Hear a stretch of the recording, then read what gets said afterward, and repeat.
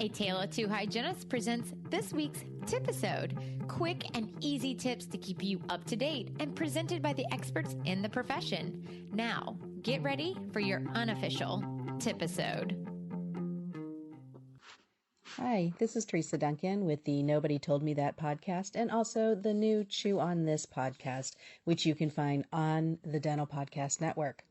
I'm here today to talk to you about grace and specifically how to leave your job with grace. Now, I'm not advocating that you run out and leave your job if everything's just fine, of course, but sometimes we have reasons that necessitate us leaving a good job, and perhaps we need to be able to leave it on good terms. And I think if you have a really good relationship with your existing office, you're going to want to also leave on good terms. You know, sometimes we have to leave for reasons that have nothing to do with the current office. Life changes, and with COVID having hit us, we've learned it's going to be unpredictable, and this office that you were just fine at, suddenly is not meeting your needs. Whether if it's for a much needed change in income, maybe things have changed in your household and you are now the sole earner and you need to bump that up a little bit perhaps. I know in my situation, I've needed more flexibility to care for not children, although children are definitely something to consider, but my older parents. And so if you have young children at home, you no doubt have been feeling the pressure of homeschooling if you've had to do that. And sometimes for lots of reasons, including those, a change is needed. Now, you may need to take another job for a higher pay, and that's okay. I know it's easy to feel guilty about that. I've been in that situation, but in the end, I had to do what was right for my family and also for me mentally. And the stress of trying to make ends meet or just trying to figure things out sometimes can be a little bit much. And so for mental health, I think you really need to go with the place that makes you happy. So what's the point of talking about all of this? Well, I'd like you to avoid burning bridges when you leave. And I thought we could talk that through from a managerial standpoint. If you were to come to me and tell me, that you had to leave and it was because of extra income that you were going to get from another office, perhaps you're getting a signing bonus, and I, mentally I'm crunching the numbers. I don't want to lose you. However, I know that there's a cap on what I can spend as far as salary as a percentage of my overhead. And if it just doesn't work out, unfortunately, I'll have to just, wish you well. But I want to wish you well on good terms, and I want you to feel the same way. So here's the thing.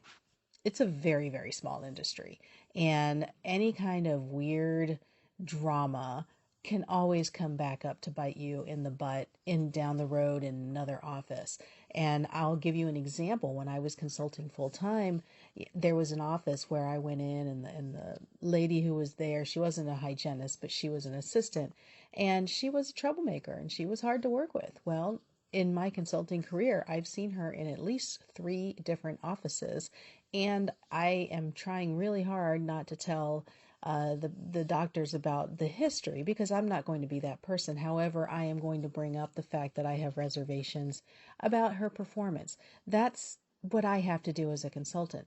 Long-winded point of all of that is I saw her because she hopped around, and the industry is small. And I'm coming from a different geographic location even. So it's a very small industry, and I need you to make peace with the fact that whomever you are working with today, you might be working with in a totally different office down the road. Okay, so first, I want you to check your employment contract and make sure that you know when you're supposed to be paid out for your time. Every state is different. There are rules around when you're supposed to get your last paycheck, and check the employee manual, because if you've accrued vacation days, you are entitled to those as well. So if it's accrued though, if it's in the handbook and you've agreed to that, then they need to be able to compensate you for those times. Now, you may even have, if you've been in a place for so long, you may even have a 401k or profit sharing plan, and you're going to need to take care of that before you leave. Make sure you get all of the paperwork before you leave. There's also going to be wording regarding whether or not you can contact your patients or take patient information with you. I've learned from several compliance speakers that taking patient information with you is actually a violation of HIPAA. That's the privacy law. And at the end of the day, the patient data never really belong to you.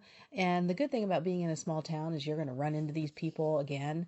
And, if that happens, it happens. But that is one of the downsides of leaving an office that has really good patients, is that you're also leaving the patients, not just the office.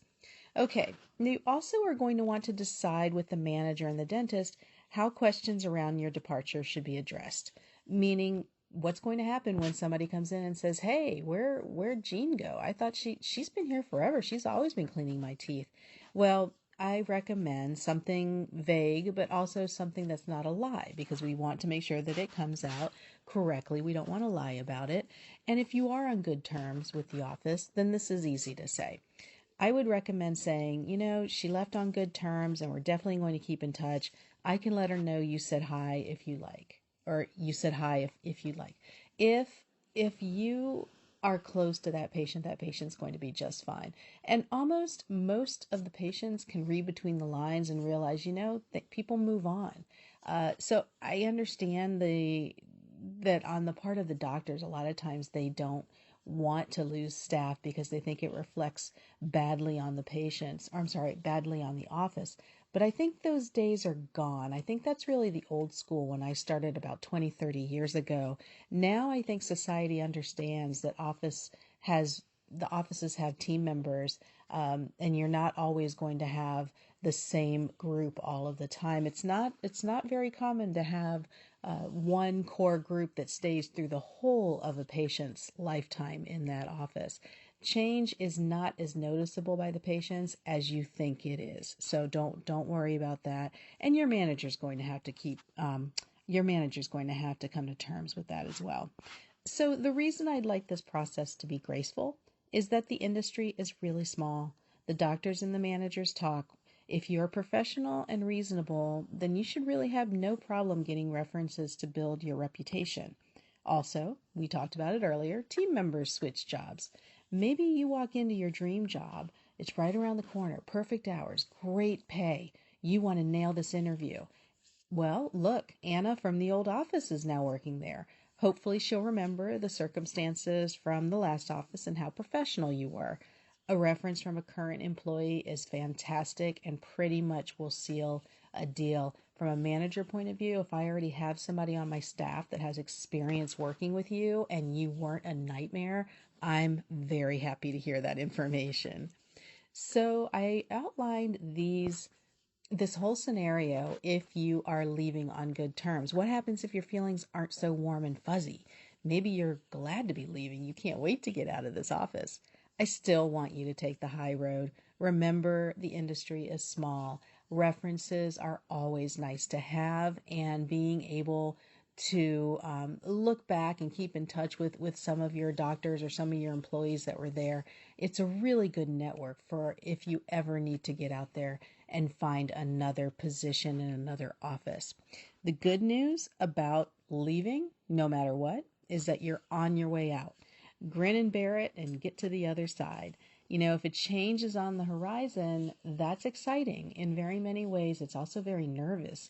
It makes me nervous whenever I have to go through a big change. But change is good. Change is difficult, but change is ultimately good. So if a change is on your horizon, I wish you lots of strength and lots of grace.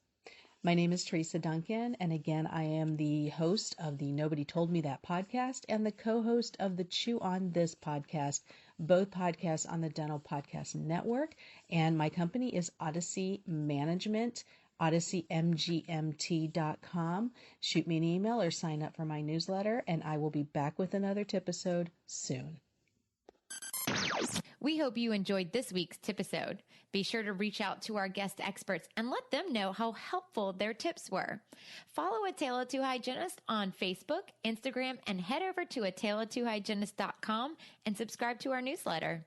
You can also email us at ataleoftwohygienist@gmail.com and keep listening for more awesome content from your unofficial dental hygiene podcast.